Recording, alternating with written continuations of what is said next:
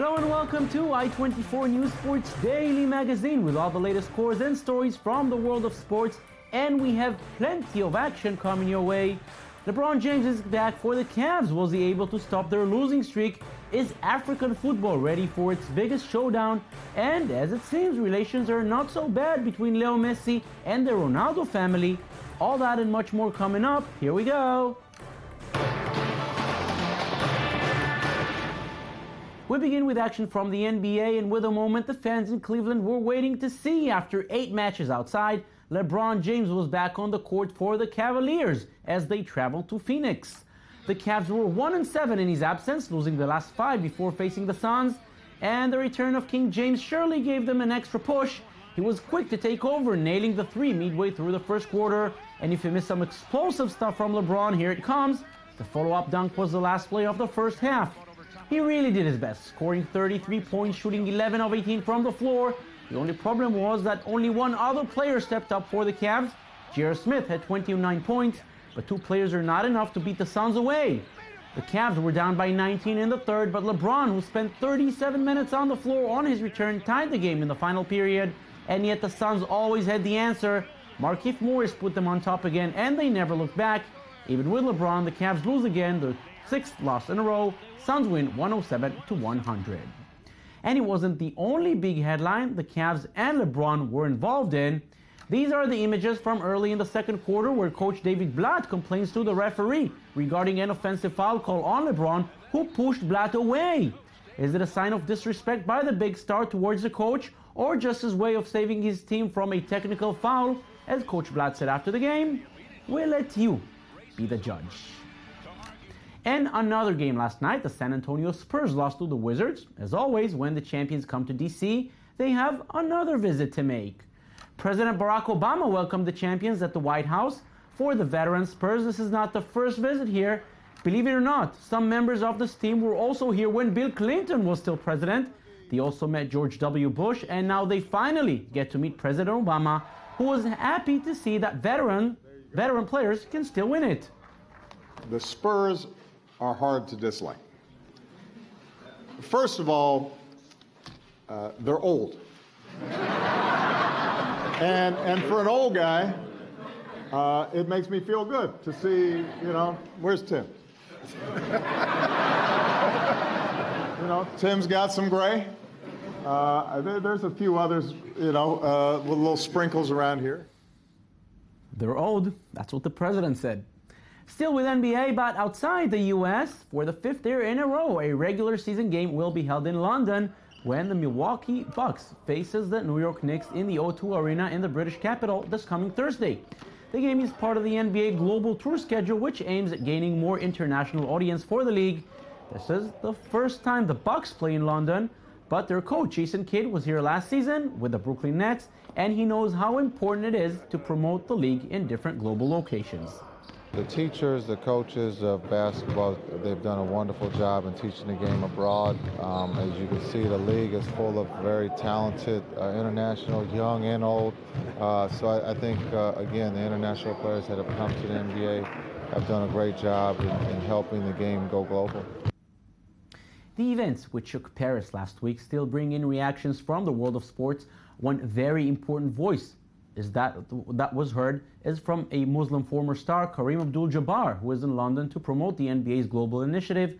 The player, who scored more points than anyone else in the history of the NBA, said that the Islam he believes in has nothing to do with the terrible events that took place in the French capital. If you're going to try and ask me why people are embracing murder and mayhem, I can't answer that question. I didn't become Muslim for those reasons, and I don't think any real Muslim has. So, I can't answer that question. I think it's very unfortunate, and I am very much supportive of freedom of expression. So, I don't support what they're doing, and, I said what I had to say about it. I'm just here to talk about the NBA right now. Now on to much happier notes and to the players who enjoyed major success this past week. One was named, again, as the best football player in the world, another reached a major milestone in the world of tennis, and another tennis player closes in on the number 1 spot. Here's Michael Friedman with our Stars of the Week.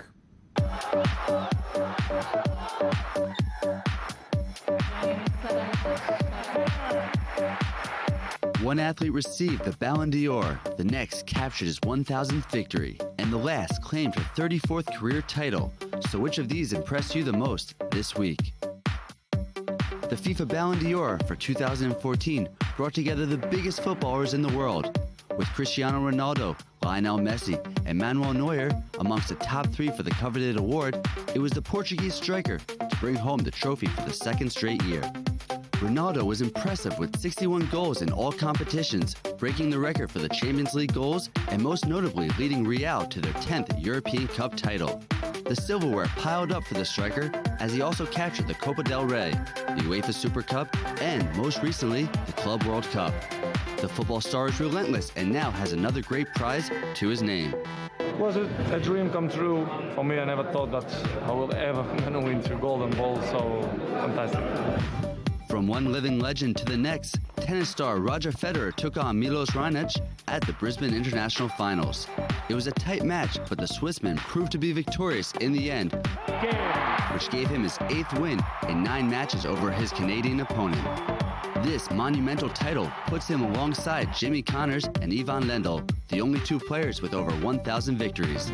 Federer proved once again that he's one of the greatest players of all time. The tennis pro wrapped up his 83rd career victory, lifting another trophy. I played a lot of tennis over the years, so to get to 1,000 match wins right here tonight in front of you guys, in front of you all the fans, it really means a lot to me, and I'll never forget this match clearly, so thank you.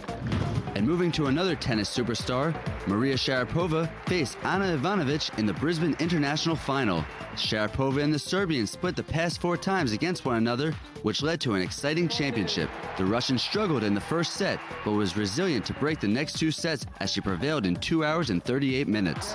Sharapova has now won at least 1 WTA title every year since 2003, and is 1 step closer to the world #1 ranking. It's a nice reward, especially after not playing for a couple of months and not playing matches. You always look forward to that first tournament and seeing how your game is and how it's evolved during the off-season and what you worked on and how you transition that onto the court. Each of these athletes added silverware to their collection and proved to the world why they deserve glory.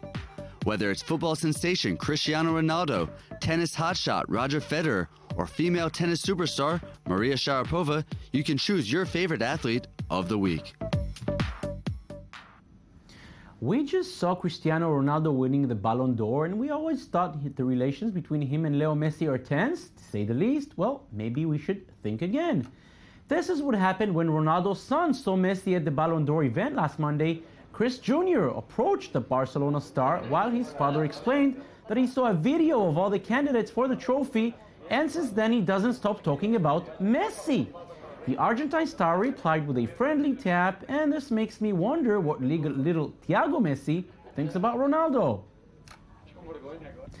In the past few years, the Ballon d'Or seems to be a 2-player affair. Ronaldo and Messi won every trophy since 2007, and we sometimes forget there's also a 3rd candidate. This time it was Germany and Bayern Munich goalkeeper Manuel Neuer. His country and head coach of the US national team, Jürgen Klinsmann, spoke of his admiration for Neuer and also for the manager of the year, the man who was his assistant once, German national coach and World Cup winner Joachim Löw. I think it's a no-brainer that Joachim Löw, is the coach of the year worldwide because he won the World Cup. He did an outstanding job. I was a bit kind of sad for Manuel Neuer because I thought, he played outstanding. At the end of the day, it's the most important title that you can ever win in your career is a World Cup, and he won that one. But, when you talk about players like, Cristiano Ronaldo or Messi or these guys, you talk always about top world-class players, and you wish them all just the best and that they get whatever award they can get, But I was voting for Manuel Neuer. I hoped for him, but unfortunately he didn't get it. Now to Spain, where the second leg in the round of 16 of the Copa del Rey is being played. 2 teams already booked their ticket to the quarterfinal. Espanyol beat Valencia 2-0 at home, meaning they win 3-2 in aggregate, and Malaga are through despite losing 3-2 away to Levante. They're winning the first game at home 2-0, which makes it 4-3 in aggregate.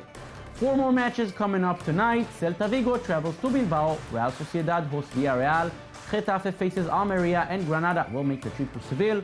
Tomorrow, Real Madrid will host the second leg of the Madrid derby after losing 2-0 last week at the Vicente Calderón, and Barcelona should not face any trouble after beating Elche 5-0 in the first leg at the Camp Nou. On to some other scenes from the world of football. Ugly scenes, I must say. These were the images this weekend in the match between Apoel Nicosia and Limassol in Cyprus. Fans of Apoel, who was the visitor in this match, invaded the pitch after setting fire to seats and a storage room. They were followed by Limassol fans and also came in to chase the visiting fans. The game was stopped for 20 minutes and resumed only after police was able to separate between the fans and send them back to the stands. 9 fans were arrested and they will remain in custody at least until Thursday. The African Cup of Nations begins this Saturday, but instead of being a party of African talent, we should just be happy the event is even taking place. Just 2 months ahead of the tournament, Morocco backed off from hosting the event due to the fear of the spread of the Ebola virus to the northern African country. Equatorial Guinea stepped up to save the African Federation from major embarrassment. The question is, with such a short time to prepare itself, can the small country deliver? It was here at Marrakesh Stadium that the 2015 Africa Cup of Nations was due to be held. But with just 3 months before the opening game, Morocco pulled out because of fears over the possible spread of the Ebola virus. The African Football Confederation rejected the country's calls to postpone the event and in early November issued an ultimatum to the kingdom, giving them 5 days to change their mind. We don't have any visibility in terms of the development of this virus. That's where we are today, a request for information that we will subsequently discuss. But no offers from alternative host nations were forthcoming. The African Football Confederation reached out to various countries in vain, including previous Africa Cup of Nations and World Cup hosts South Africa.